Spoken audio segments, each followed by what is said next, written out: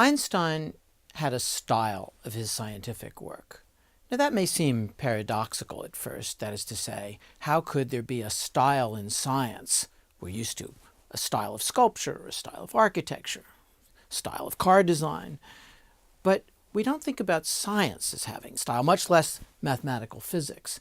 But Einstein does, and this lecture is aimed at exploring what's meant by Einstein's style.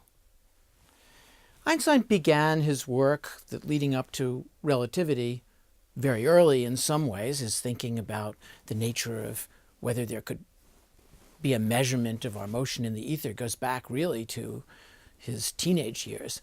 But his serious work in physics begins roughly at the time that he goes to the patent office in 1902.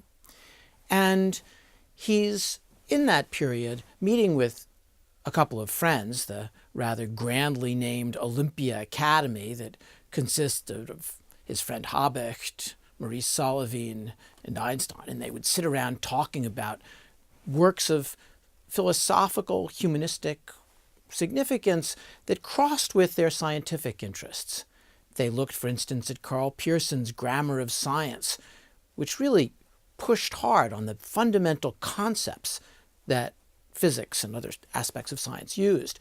Ernst Mach's Analysis of Sensations, which really tried to tie back what we knew about the world to our experience at the level of our sensory inputs. Perhaps they spent most of their time thinking about Henri Poincaré's Science and Hypothesis, a book that we've already begun to discuss, and they analyzed it line by line. John Stuart Mill's A System of Logic entranced them, and Einstein, all through his life, focused on the importance of Hume and his Treatise of Human Nature as a sharp analysis of concepts. Hume took apart the idea that causation was something other than the regular coincidence of A and B, and he insisted that we couldn't pluck causation out as something we could point to. Einstein was constantly using that kind of acidic analytic focus on concepts, especially in these early years as he began to criticize the fundamental aspects of space and time. They looked at Baruch Spinoza's ethics, and we'll come back to that towards the end of the course in thinking about Einstein's philosophical commitment to a God present throughout the world, a kind of pantheism. So in all of these ways, this group began to think about knowledge and physics in ways beyond the register of pure equation manipulation. In Einstein's Electrodynamics of Moving Bodies, one of the three primary papers that he wrote in 1905 that's really essential to the development of all of 20th century physics, if you squint, you could actually understand how dramatically different this paper was than all the work that was being done elsewhere by the great physicists of the time. Because if you squint, you might see the two big sections, the kinematical part first and the electrodynamical part second. What does that mean?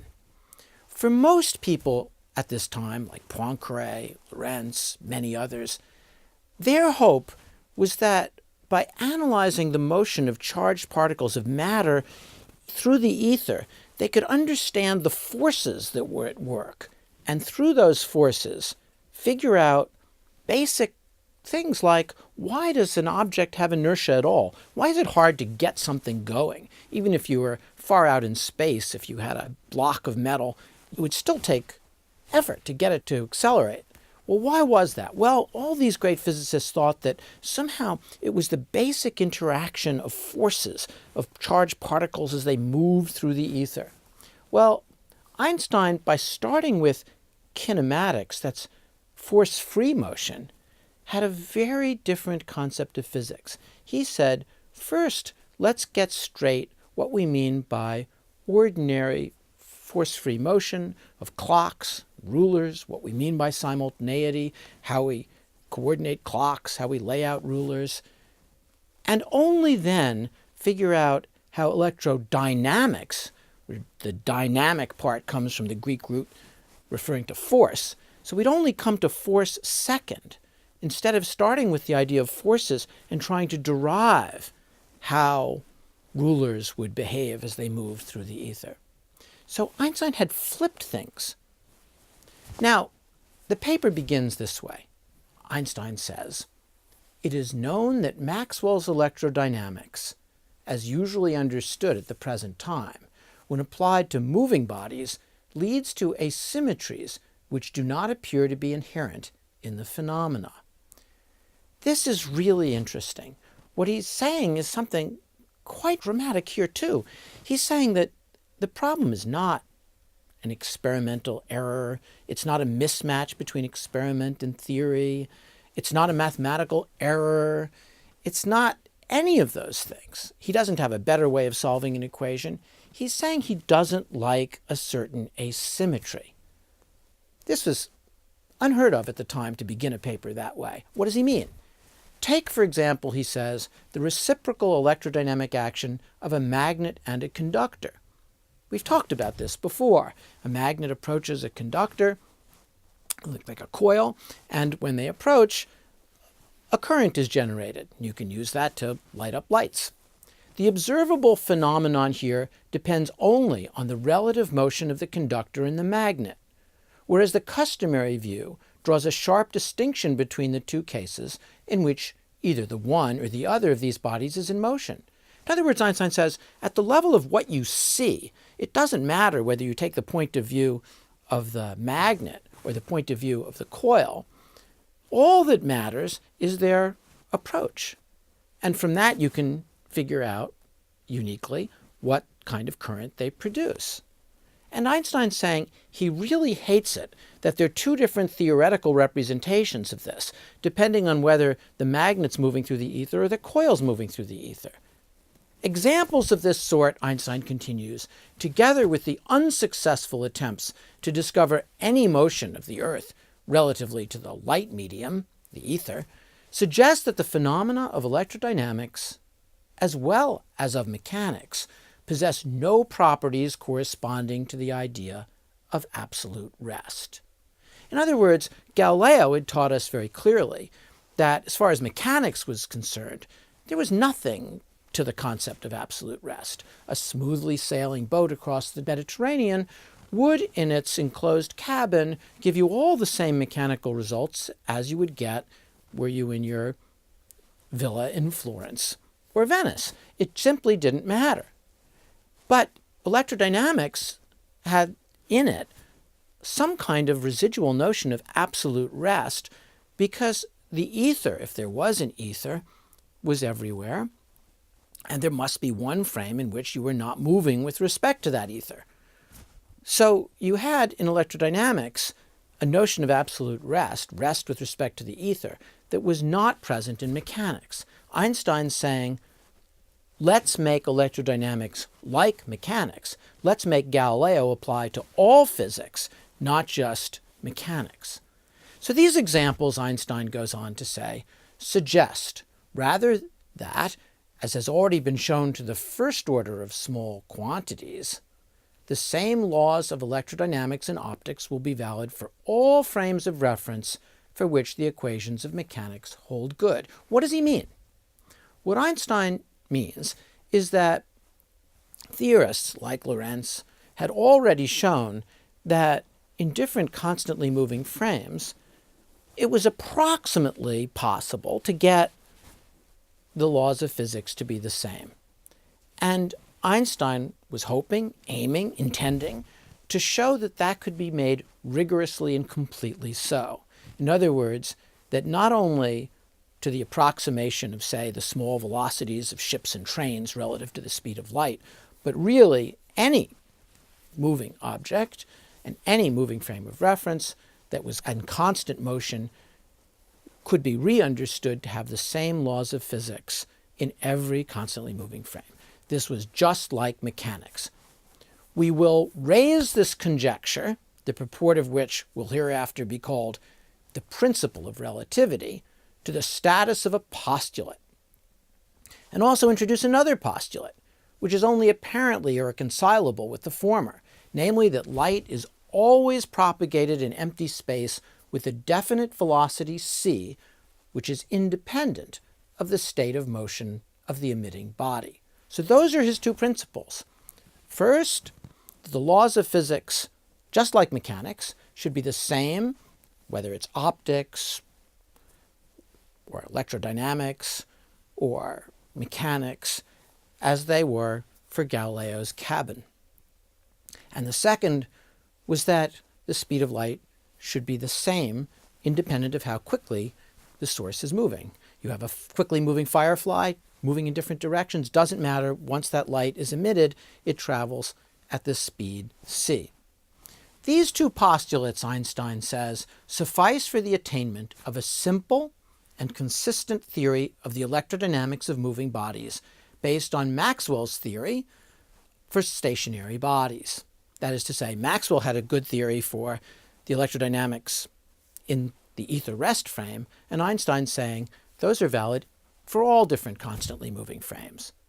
The introduction of a luminiferous ether will prove to be superfluous, inasmuch as the view here to be developed will not require an absolutely stationary space provided with special properties, nor assign a velocity vector to a point of the empty space in which electromagnetic processes take place. Here he's doing something that must have hit people on the head like a 2x4. He's saying that the dominant structure that Maxwell and everybody else, everyone, Poincaré, Lorentz, everyone had seen as essential, namely the ether, was a superfluous concept. This young whippersnapper, 26 years old, was getting rid of that concept and saying it's superfluous. I don't need it. We don't need it. Rigid bodies, systems of coordinates, clocks, and electromagnetic processes are crucial. Insufficient consideration of this lies at the root of the difficulties which the electrodynamics of moving bodies at present encounters. In other words, he's saying begin with rulers laid out to measure the coordinates and positions of different occurrences, and clocks. And we should begin there. Don't begin with the complicated force relations of electrons squishing out as they move through the ether. Begin with rulers and clocks and light signals exchanged between clocks. That's where we should start. Now, Einstein goes on, we must bear carefully in mind that a mathematical description of this kind has no physical meaning unless we are quite clear as to what we understand by time. We have to take into account that all our judgments in which time plays a part are always judgments of simultaneous events. Now we're coming up to the place we've been before in previous lectures, but it's really crucial to emphasize this. When I say an event occurs at 7 o'clock, I mean the little hand of my watch is pointing exactly to the 7. And it's right next to, say, the train arriving in the station. And then Einstein goes on to say, what about if the train's arriving at a distant station? Well, then we have to have a way of saying what's simultaneous with the little hand of my watch at 7. Well, how do we establish that a clock at that distant station says 7 when mine says 7? Well, we need a procedure of coordination. And that's what we've come back to time and time again here. We need to exchange a light signal, measure the round trip, says Einstein, divide by 2 to get the one-way time it takes to get to that distant point, and then you take that into account in setting the time on the distant clock.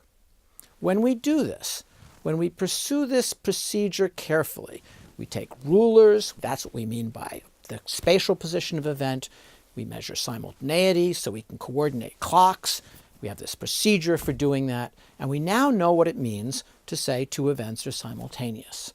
When we take this into the equations, we find that we can consistently and rigorously show, says Einstein, that Maxwell's equations look the same in all the different frames of reference, and there's no need to refer to the ether. It is, as he puts it, a superfluous concept. Then Einstein concludes with a proposed experiment that will differentiate his account from others.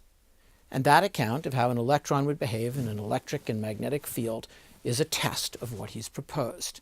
So this is the style that he sets out. This is what we'll see throughout this lecture he does over and over again. He starts out with an asymmetry, a gap between two ways of seeing the world. He then proposes principles that will resolve that, reasons through to the point where he comes to testable conclusions and concludes the paper.